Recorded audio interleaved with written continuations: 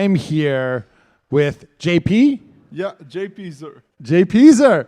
So, how was that, man? Was that fun or what? It was really a fun set. I had a lot of fun doing my first set here in Ottawa. It was a very cool experience to do it in front of some people streaming here on Twitch, but also with a couple of people that were here in the audience tonight, headbanging and then vibing to my set. It was a really fun experience. You crushed it, man. I got to tell you, you set the bar up here, energy-wise. We got a bunch of other DJs. I don't know. I don't know if they're going to be able to bring it in there like that. DJ Little Fever on the check-in right now. We got some other cameos that just came through. Steve Ransom, DJ Close-Up, DJ LX is here. DJ Ty is here. Music Spasms is here. CeeLo Brown is here. But JP, let's get back to you, my man. Tell me about the beginning of DJing for you. Is there a moment? Did you see a DJ that you loved? Did you experience something? Where did it all begin for you? So it's a very long story how I decided to become a DJ. It actually goes back to my high school days, and it was when I got my first DJ controller when I came back from a family vacation in Orlando, Florida. And at the time, I had only a $50 DJ controller. It was a Hercules MX4, I believe, with virtual DJ, and most of the time I was doing it for fun for some high school parties and some teen parties. And at one point or another, I got the opportunity to take some DJ classes outside of school, and that's how my passion for EDM fueled up. But I would also secretly listen and behind the backs of my parents to some EDM and to some DJ sets, and sooner or later I went to my first EDM festival at 17 years old. It was in downtown Montreal. At the time, it was a free festival called Villa Paradiso, and I saw Danik over there on day one headlining, and it was super, super fun. It was a 100% free event, and I had a blast. I remember going home from that event and having a lot of shivers and goosebumps on my arms when Danik finished his set. I think it took me like at least 24 to 48 hours to recover from that set, if I recall very You were well. still buzzing. Yeah, I was still buzzing. I didn't even have earplugs on at the time, so I had to get used to all the shivers from going to an EDM concert, and I was in my last year of high school, believe it or not. So I remember a feeling like that. I remember I had a couple of friends that were like, hey, do you want to go see Major Lazer? And I thought it was just one guy. And I'm like, okay, I'll go because they're my DJ friends. And Major Lazer put on, if you haven't seen them, if anybody hasn't seen them, you need to see them, put on the most incredible show I had ever seen at the time. And I had the same thing. I was buzzing for like 2 days after that because I'd never really experienced anything like that before. No, that's really fun. Yeah. Actually, I also buzzed a bit some Major Lazer, particularly when they played their first show at La Havana in Cuba, because I went a couple times to Cuba, and I always loved the all-inclusive result. But when I heard that they did an actual show in Cuba, I was like, wow, that's so amazing. Like they are pushing, this type of music to boundaries that we've never seen before. And so that's really nice to see. I'm really happy that you had this experience. Thank you, man. I appreciate that. So what are you DJing with at home? What's your home setup like right now? So my home setup right now is a little bit less than what we have here. Oh, yeah. I think that's really for most people. Once again, Bobby Brown has us set up with the CDJ 3000s and the Pioneer A9. So the creme de la creme chef's kiss of setups. But once again, what do you have at home? So I have some home speakers that I use for my studio. I actually bought them as a pair, and I have a computer set up, and I have like my laptop with me, obviously. I have the DDJ FLX4 at home. Oh, nice. Very nice. Yeah, I have this type of DJ controller. I used to have like a smaller one, in which I used for my first DJ residency, but I got rid of it, and so I got a better one for my sets and to practice at home. So that's what I have for equipment wise. Right on. Are you using Serato? I use a mix of Serato and Rekordbox. Actually, I got very used to Serato, but I also started to use Rekordbox recently. I heard at the beginning that there were a lot of problems with DJs having the USB corrupt. So 2 days before the set, I was a little bit more prepared, and I decided to go to Walmart and get a SanDisk that I hold right here, 128 gig for less than $30 before taxes. So that's a very good investment if you're DJing on Pioneers. You might want to get those USBs from SanDisk or some SD cards as well. Absolutely. Great advice right there. You can never have too many backups, never have too many, SD cards, external hard drives. That's for sure. And invest in the good ones, right? Invest in the good ones for sure. Absolutely. So, do you have any goals in the next year or maybe 2 years, something that you'd like to get done for yourself in the career, like anything, like any kind of DJ goals? Right now, I have a lot of goals and I have a lot of ambitions. Obviously, it's my first show here in Ottawa. And by the way, I'm going to announce something very soon at the end of this interview, speaking of Ottawa, but I'm going to speak of my goals first. I would love to play for a.k.a. Music Festival on the main stage as an opening set. And ideally, I would also love to play Ilsonic or Veld as well. I think those are my festival goals. I have tickets for at least 2 of those festivals already. And obviously, I would love to have a management team that's behind me to support my goals. And I would also like to be able to push my singles to another level. That would be some of my goals for the next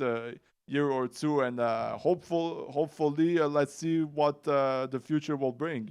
Absolutely, I love it. So you said you've got some singles. Is there, you want to plug? You want to let the people know where they can maybe hear your stuff?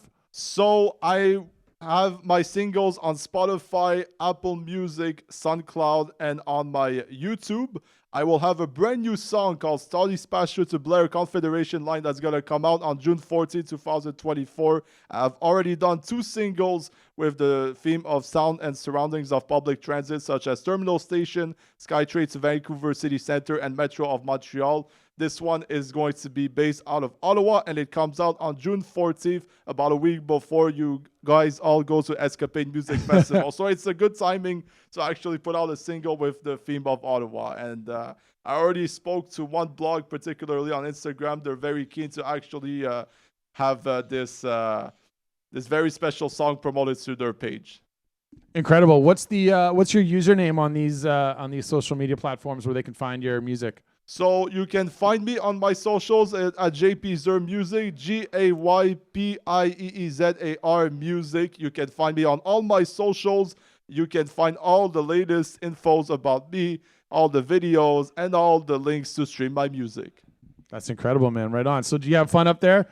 Yeah, I had a lot of fun up there. I had actually a lot of fun. It was really, really cool to be able to play for you guys. It's an honor to be in Ottawa for my debut performance out of the province of Quebec. That's awesome, man. Well, we're so glad to have you here. We're looking at the chat right here. We're looking at our live stream numbers. We have 22 people in the live chat. Let's give some shout outs. We got Music Spasms in here. Hot Carl is in here. Lucky Card. Who do you want to shout out? Who do you see in here? You got any familiar faces in the chat? Well, I want to shout out Stella Luna 40 for the amazing comment. Obviously, I want to shout out Music Spasm, I believe, and then Lucky Card that just posted a comment, and then the Kid Gorgeous Live. There are some very cool usernames here on Twitch tonight. So that's right, Kid. That's really fun. A couple of them are in the building right now. DJ Close Up. That's right. Awesome. Right on, man. Let me see. What else can I ask you, man? How old are you, brother? So I am 25 years old at the moment. Right on. And you were telling me you're from Montreal, but are you staying here in Ottawa now? Well, no, I'm actually still living in Montreal, but I come here every now and then for events, particularly at City at Night. I've always had an interest for the scene here in Ottawa. I came for the first time as a festival attendee for a.k.a. Music Festival in 2019, which is where I met one of my DJ friends who opened up the night at that festival as well. I got to meet some amazing artists like Kashmir, Lucas and Steve, and Loud Luxury. Very cool. Right on. So who's your friend? It's Dope. Dope. Yeah, that was our first DJ tonight. Dope actually opened up the night, and we've known each other since 2019, and we've started to talk back and forth since that day. That's awesome. Right on. Well, thank you so much for coming, man. We're going to stay locked in here to the chat for a little bit. They're just finishing up a sound check upstairs, I believe. Stella Luna. Nisi Sykes is in here. That's Mod Love right there. That is the man. Music Spasms. That's his mod, I'm pretty sure. Who else we got in here? DJ Freya, Inubi, Hot Carl 613. Big shout out to everybody who is hanging out right now. We got 23 people in the live stream and in the chat. Let me see.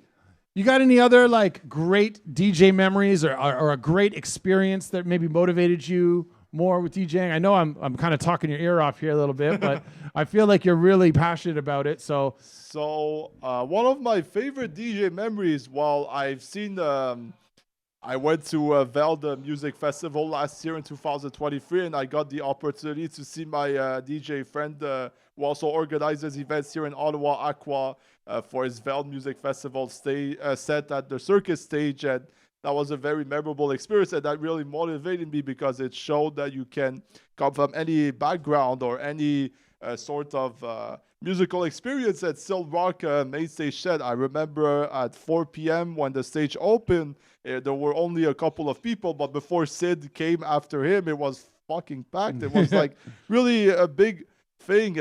I'm really proud of him and his progress, and I think he organizes some of the sickest events here in town.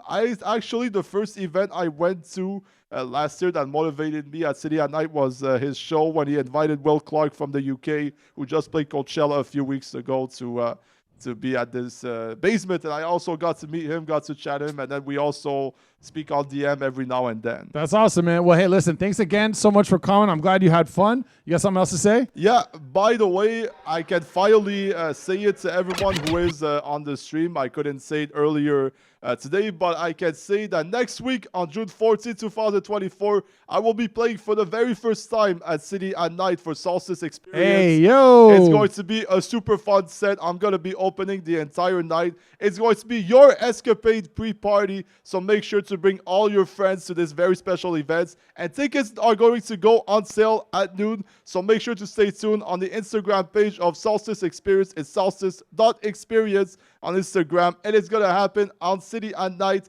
between Bank and Slater. I cannot wait to see some familiar faces, hopefully from the stream, at this very special party. Incredible. Thank you so much, man. That's awesome. This guy is a promotions expert already. It's just in your blood, bro. I love it. Let's go. Let's go. Okay, so thank you again, everybody who's locked in right now. We are going to take you to a very special announcement, just a little ad break, actually. Bobby B, my man, roll it.